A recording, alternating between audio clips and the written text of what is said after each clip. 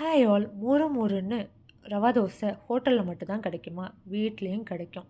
இப்படி டேஸ்டியான மொறு மொறுன்னு கிறிஸ்பியான ரவா தோசை வீட்டிலேயே சிம்பிளாக எப்படி செய்யலாம்னு பார்க்கலாமா? அதுக்கு ஒரு பேசினில் 1 கப் ரவா, 1 கப் அரிசி மாவு, 2 ஸ்பூன் மைதா, கொஞ்சம் தயிர், நறுக்கின வெங்காயம், பொடி பொடியாக நறுக்கின பச்சை மிளகா, பொடி பொடியாக நறுக்கின கேரட், பொடி பொடியாக நறுக்கின கருவேப்பிலை, ஜீரகம், முழு மிளகு, மிளகுத்தூள், உப்பு, சர்க்கரை, கொத்தமல்லி சேர்த்து நல்லா மிக்ஸ் பண்ணிக்கோங்க. மிக்ஸ் பண்ணதுக்கப்புறம் கொஞ்சம் கொஞ்சமாக தண்ணி சேர்த்து ஒரு கெட்டி பதத்துக்கு எல்லாம் பிசைஞ்சுக்கோங்க.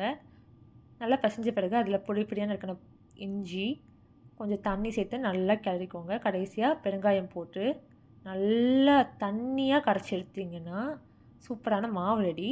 அதுக்கப்புறம் சூடான தோசைக்கல்ல சுற்றி நீங்கள் மாவு ஊற்றி நல்லா பொறுமையாக வேகணும். அதுக்கு மேலே எண்ணெய் ஊற்றி நல்லா 2 சைட் போட்டு பரட்டி எடுத்திங்கன்னா சூப்பரான கிறிஸ்பியான ரவா தோசை ரெடி.